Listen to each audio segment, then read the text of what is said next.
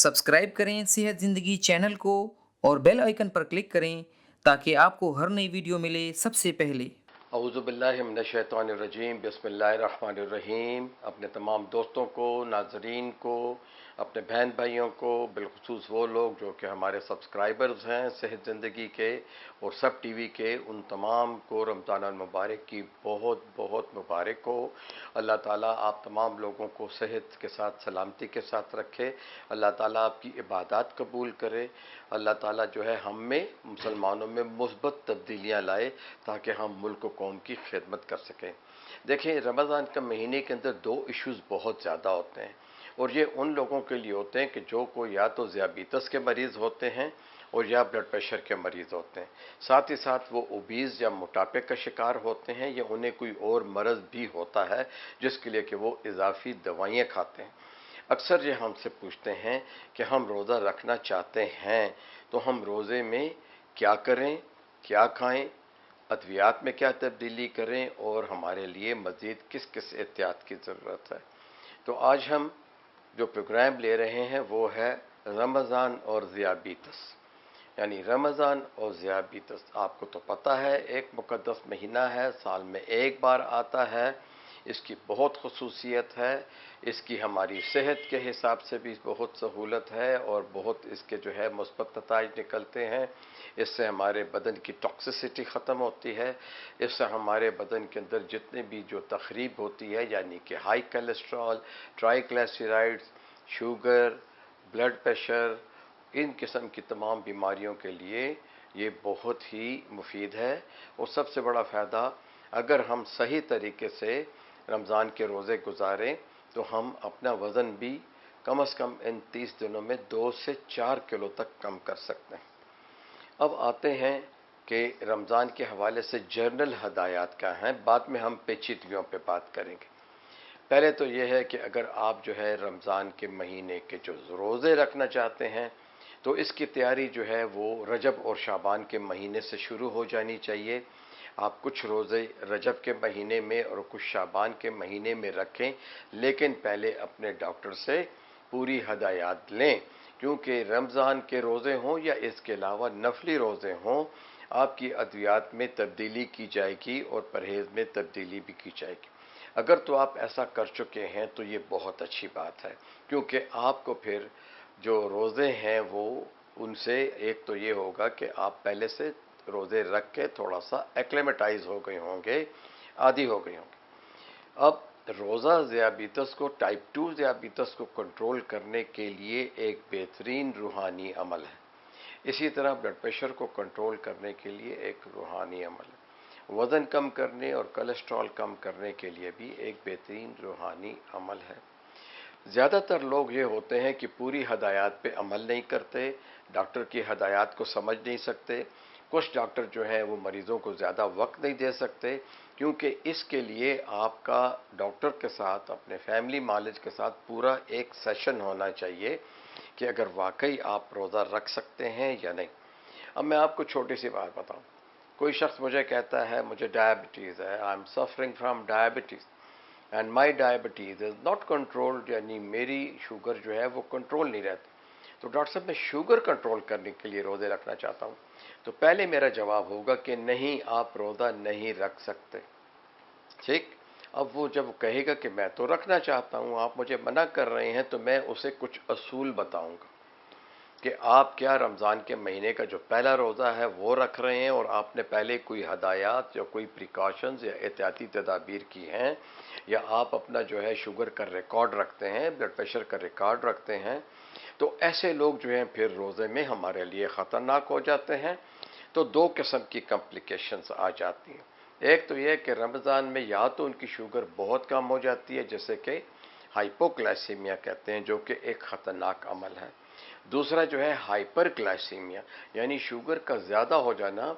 इसके अलावा कि वो रोज़े से है, उसने खाना पीना पूरे दिन के लिए कम किया हुआ है, लेकिन फिर भी उसकी शुगर ज़्यादा है, तो सोचना पड़ेगा कि क्यों। फिर उसके वज़न को देखना होगा, उसके लाइफस्टाइल को देखना होगा। अलगरज जो भी रोज़ा रखना चाहता है उसे अपने मालिज या डायबिटोलॉजिस्ट से पूरी पूरी आगाही लेनी चाहिए। हाइपरग्लाइसीमिया और हाइपोग्लाइसीमिया, ये जैसे कि आपको मालूम है ज़ियाबितस में यही दो चीज़ें जो हैं वो बहुत ख़तरनाक हैं। टाइप 1 में जो है डायबिटिक कीटोएसिडोसिस का ख़तरा होता है, क्योंकि फिर पानी जो है इतनी देर तक हम बदन से दूर नहीं रख सकते कि आप जो है टाइप 1 को पानी न दें। टाइप 2 का भी यही हाल होता है कि रमज़ान में बिलखुसूस आजकल के रोज़े जो हैं वो फिर 13 से 15 घंटे के दरमियान जो है दुनिया के मुख्तलिफ ममालिक में हैं, और पानी ज़ियाबितस के अंदर सबसे पहली ज़रूरत होती है। तो आपने क्या एहतियाती तदाबीर करनी? पहले लेते हैं हाइपो।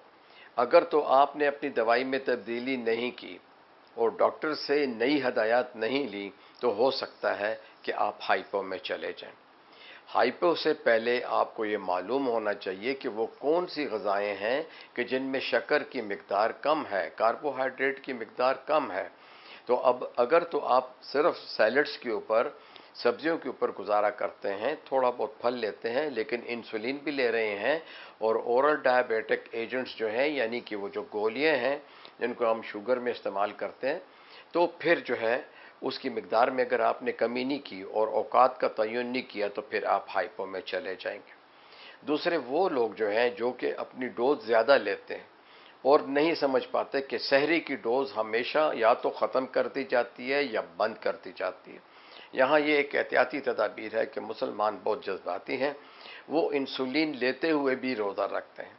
तो जिनको इंसुलिन लेना हो और वो मना ना हो रहे हों, तो फिर आपने इंसुलिन की वो भी लॉन्ग एक्टिंग इंसुलिन जो है आपने उन लोगों को देनी है, ताकि वो बहुत थोड़ी थोड़ी खून में रिलीज़ हो और आपके बदन में मौजूद रहे बेस लाइन के ऊपर। जो लोग 2 से 3 टीके इंसुलिन के इस्तेमाल करते हैं, उन्हें हम रोज़ा नहीं रखने देते, क्योंकि इंसुलिन एक तरफ से लेना, दूसरी तरफ से रमज़ान की खुराक, और उस खुराक में बदएतदाली हो तो बहुत कॉम्प्लिकेशंस हो सकती हैं। तो जो लोग गोलियां लेते हैं, सुबह की गोलियां, शाम की गोलियां, यानी मेडिसिन इन द मॉर्निंग और मेडिसिन इन द इवनिंग, इस डोज को हम तब्दील कर देते हैं। जो डोज हमारी हाई होती है वो अब अफ्तार के वक़्त ली जाती है, और जो डोज हमारी कम होती है टैबलेट की, वो हम सहूर या सहरी के वक़्त लेते हैं। सहरी के वक़्त हम जो है अमूमन जो है ग्लूकोफेज की इजाज़त देते हैं, बाकी दवाइयों को नहीं देते। तो अगर आप थिन स्लिम हैं और आप DPP-4 भी ले रहे हैं, ग्लूकोफेज भी ले रहे हैं, तो इन दवाइयों की अगर मिकदार 50/1000 है, तो फिर हम ये आपको सहरी में आधी देंगे, यानी इसकी पूरी खुराक नहीं देंगे। जो आप लेते थे दवाई पहले सुबह सवेरे नाश्ता से पहले, और साथ में जो है आप जो है कुछ सेंसिटाइज़र लेते थे, तो वो जो है डोज जो है उसको हम अफ्तार के वक़्त रखेंगे, क्योंकि अफ्तार से सहरी तक आप मुसलसल पानी ले सकते हो, अद्वियात ले सकते हो, कोई इजाफी मरज़ है वो दवाई ले सकते हो। अलगरज अफ्तार से लेके सहरी तक आप जो है तमाम दवाइयाँ वक्फे वक्फे से ले सकते हो। कोई सख्त दवाई, हाई डोज दवाई जो है वो सहरी में आप लोगों को नहीं लेनी चाहिए। अब आते हैं कि और क्या कॉम्प्लिकेशंस हो सकती हैं। कुछ लोग पानी बिल्कुल नहीं पीते, बस चाय पीते हैं, रोज़ा खोला चाय पिया, सहरी के वक्त चाय पी, ये एक बुरी आदत है। जो भी मरीज़ है उसको सैलड ज़्यादा लेने हैं, पानी ज़्यादा लेना है, और पानी वाला कोई फल जो है जो कि आप अफ्तार के वक़्त लें, या फिर लस्सी जो है जो दही की होती है वो आप पिएं, और इसे फ़ौरन ही खाना ना खाएं। पहले रोज़ा खोल लें, चाहे वो किसी भी चीज़ से खोल सकते हैं, फिर ये देखते हैं कि आपने नमाज की अदायगी की, तो फिर आपको जो शुगर के मरीज़ हैं उन्हें खाना फिर घर वालों के साथ 9-10 बजे नहीं खाना, उनको चाहिए कि वो नमाज के फ़ौरन बाद अपना डिनर ले लें। अब ऐसे लोग जो हैं वो क्या करते हैं, गलती एक और है जिसकी तरफ अब मैं आपकी निशानदेही करवाना चाहता हूँ। ऐसे लोग शुगर का रिकॉर्ड रखते ही नहीं है, बस रमज़ान का बहाना कर लिया, बहुत सुस्ती है, नहीं कर सकते, बार बार खून कौन निकाले। याद रखिए कि रमज़ान से पहले भी और अब जब रमज़ान शुरू हो जाए, तो आप लोगों को चाहिए कि आप लोग जो है शुरू के रोज़ों में सुबह शाम जो है वो रोज़ा चेक, उसकी अपनी ब्लड शुगर चेक करें। ब्लड शुगर जो अफ्तार वाली होगी, जो कि फास्टिंग शुगर कहलाती है, वो 4 बजे होगी दिन को, और वो जो कि रैंडम है, वो रैंडम जो है वो सहरी के 2 घंटे के बाद होगी, क्योंकि आपने सहरी खाई होती है। हाँ, एक शुगर और भी आप चेक कर सकते हैं। आपने इफ्तार किया, आपने अपनी दवाई ली, आप तरावे के लिए खड़े हो रहे हो और अपनी इशा की नमाज के लिए खड़े हो रहे हो, तो तब तक 1.5 घंटा या 2 घंटे गुजर चुके होते हैं। आप वो शुगर भी चेक करें ताकि आपको अंदाज़ा हो कि कौन सी खुराक आपकी शुगर बढ़ा रही है। मेहरबानों दोस्तों, हमारे इस सेगमेंट के दूसरे हिस्से के लिए आप ट्यून इन रहिएगा ज़रूर, क्योंकि हम ज़ियाबीतस और रमज़ान के सिलसिले में इस प्रोग्राम को आइंदा आगे बढ़ा रहे हैं। आप ज़रूर देखिएगा। शुक्रिया।